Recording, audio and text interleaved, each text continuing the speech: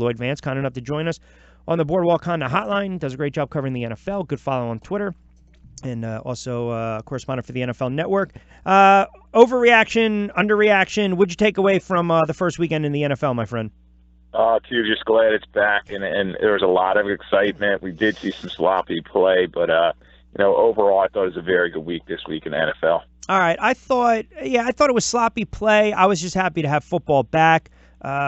At the end of the day, I was actually given the nod to Tampa Bay for the most surprising outcome. But then, alas, you watched the Jets last night, and Sam Darnold absolutely just take the Lions behind the woodshed here. That was as impressive a performance as a team on the road with a 21-year-old starting quarterback that I've seen in a long time. That is a huge win for the Jets. What's your takeaway from Darnold last night? Yeah, they come down the Lions. They tie that game up to Golden Tate, and you're thinking, okay, this is where they finally fall apart. Yep. But Darnold, cool and calm on the sidelines. He just comes right back out there, hits some big plays. He made a lot of big throws. I really liked how he shook off that pick six. I know he was throwing the opposite way when he shouldn't be. Obviously, he knew that. And they just did a great job. And let's not forget about that defense under Todd Bowles. He's really built that unit up, particularly the secondary. And the front four really is coming together. So great win for that team. And he just showed you why he was the best quarterback in the draft last year. You got to wonder if Cleveland's like maybe they should have taken him. Well, I think it's funny you mentioned that, and I thought the position that they took the lead, 24-17, they went 8 plays, 75 yards, converted some big plays in that one, and then when they got the ball back later on, he converted a couple big-time third-down plays too. So I was extremely impressed. I get it, it's one game. I think the same could be said about Saquon Barkley. You get them bottled up in that first half against Jacksonville, and then you see the one cut, and away we go. Listen, the Giants still have their issues with the offensive line, and I know for everyone that keeps killing Flowers, and I'm not the biggest Flowers fan, I think you should bench him, but they tried to spend money. They went out. There weren't a ton of options there, but they have to correct the offensive line, and Eli's got to hit Beckham when he's open. I mean, there were a couple throws that they missed, but I think these things are fixable for that team. They are. They're going to be a contending team, and you saw the NFC East is going to be a really tough division. Redskins go on the road and had a very good effort. I know Dallas wasn't what we thought they were going to be. Eagles pull out that ugly win, and the Giants are going to be a team that's going to fight you to the end.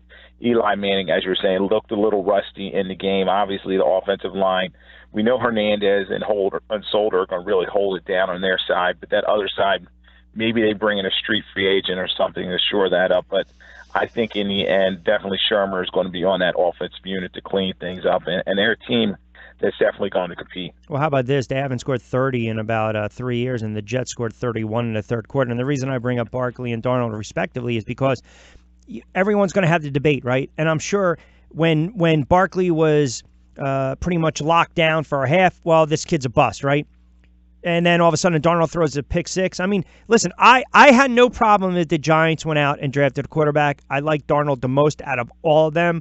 But even behind that line, the kid was going to sit for a couple years because Eli's under contract. He's a 2-time Super Bowl MVP, the franchise leader. So he's going to get an opportunity to just play it out. The story is yet to be written. So we can debate this every single solitary day regarding these two, but I just think we'll have to wait and see how it plays out. And they're both getting returns on their investment.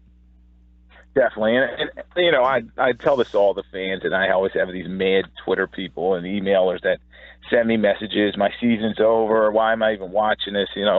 4 Super Bowl teams have gone 1-2 and then went on to win the big one. So, very early in the season, I heard you saying earlier, and they're going to make adjustments. And let's face it, some of these quarterbacks, they didn't play in the preseason, and they look like it. So hopefully they get better, and you're not seeing as many turnovers.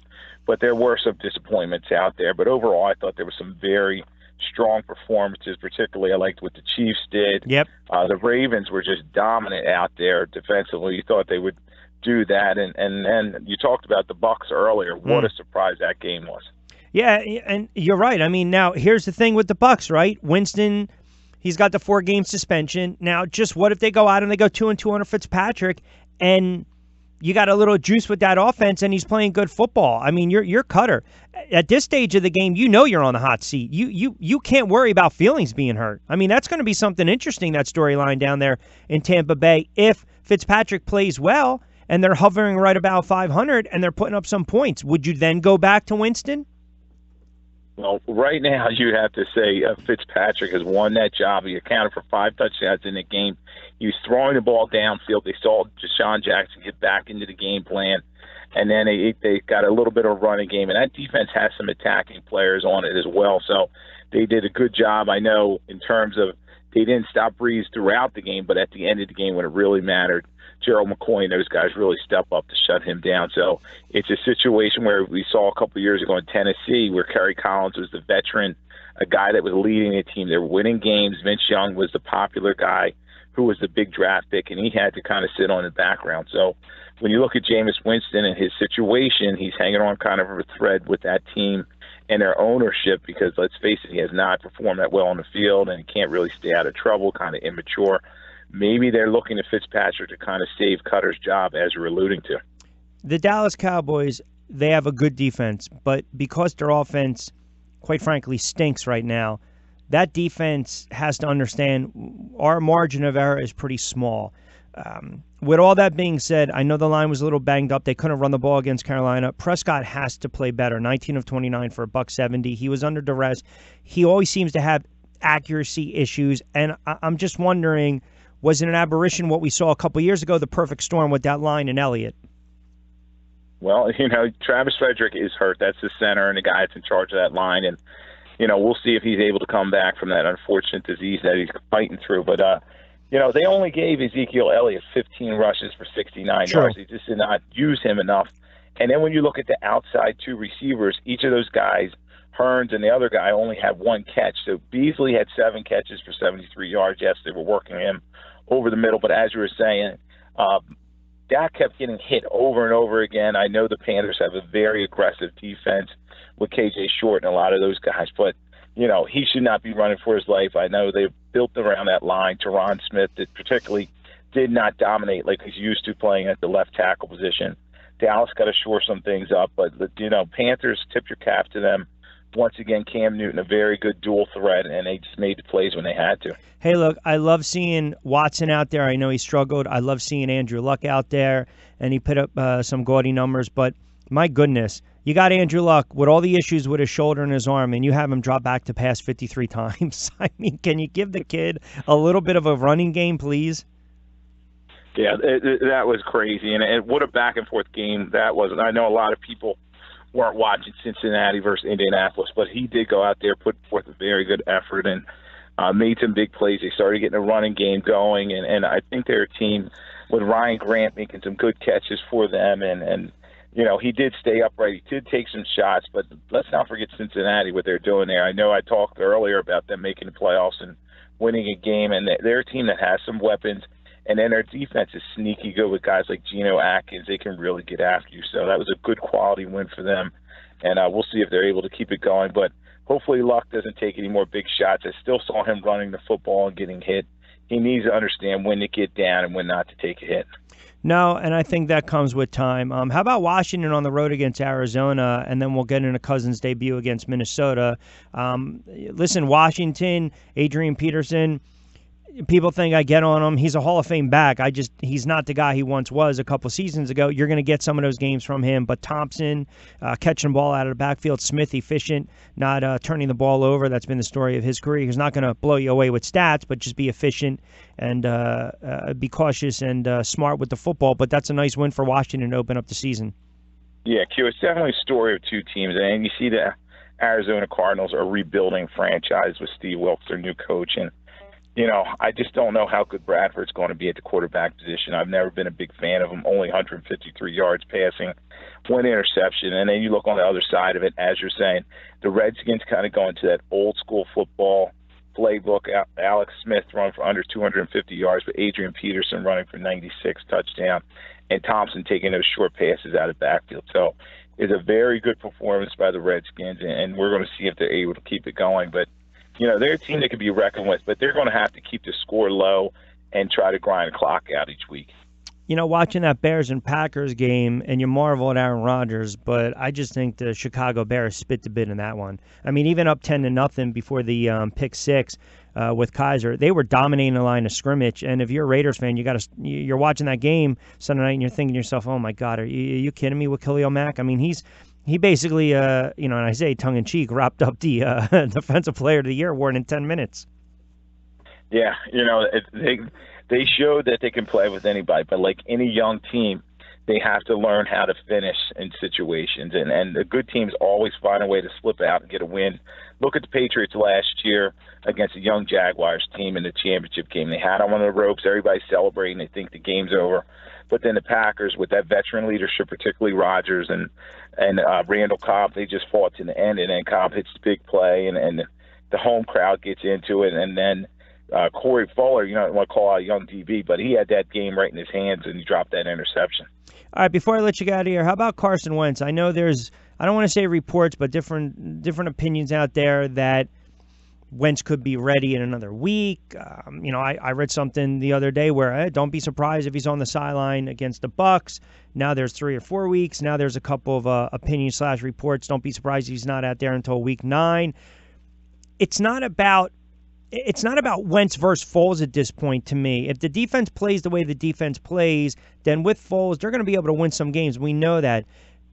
The thing that I'm trying to grasp and deal with and grapple with is if he's in line to start, if he's in line to take some contact, if the coaching staff, the organization, Howie, Jeffrey Lee, Doug, they get the green light that he's cleared for contact, then why isn't he out there? And I still believe that there's anxiety, and I think they want to bubble wrap him, and I think they're going to stretch this out as long as possible. And I think that's the question. I think that's the battle within for the Eagles that they're dealing with right now. It is, Q. And, they're going to be very, very cautious with Wentz. We know that they're going to pay him down the line, give him that big extension. He's the face of the team. Played so well last year at MVP level, but you want to take your time, make sure the guy's fully healthy for going out there. I know they have these special rules for the quarterbacks where they can only hit in certain regions and stuff, but there's only so much that the officials can do. And that line, Peters is coming back from a big injury, and they're still kind of feeling themselves out, not playing a lot in the preseason. So why not? If you can win games ugly with Nick Foles and that defense and run the football guy, why not continue to do that? So I think that the Eagles will be cautious. You're probably going to – I've always said it'll be the week 3 against Indianapolis, but we'll see. We saw the Carolina Panthers offensive lineman Williams come back early, and then he hurt his knee again. So I know different positions, but you want to be cautious here, and I think that's what the Eagles are going to do. Lastly, before I let you get out of here, how about the Le'Veon Bell situation with Pittsburgh? I mean, you just get the sense that, first of all, the Browns should have won that game. I mean, they had ample amount of opportunities to win that game. Pittsburgh did not look good. Big Ben did not look good. Bell sitting there on vacation or whatever, tweeting out during the game, this, that, the other thing. I mean, that situation, eventually you got to turn around. You got to wonder if that type of player is worth the headache, as great as a player as he is, and you get a backup that runs and has a career game.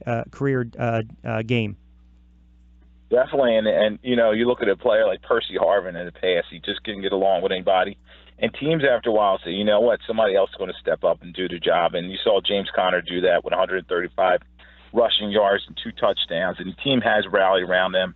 But the Steelers cannot be so sloppy. They had 12 penalties, 6 turnovers in the game, 5 interceptions by Big Ben. And you're right, they probably should have lost that game. And they're lucky it was Cleveland and they were able to get the tie. But they're going to take a long look in the mirror and then think eventually, if Bell just keeps sitting out, they're going to move on without him and just see where it goes. And I think the Steelers are just going to hold on to him, try to live through this season, and then next year he'll be somewhere else.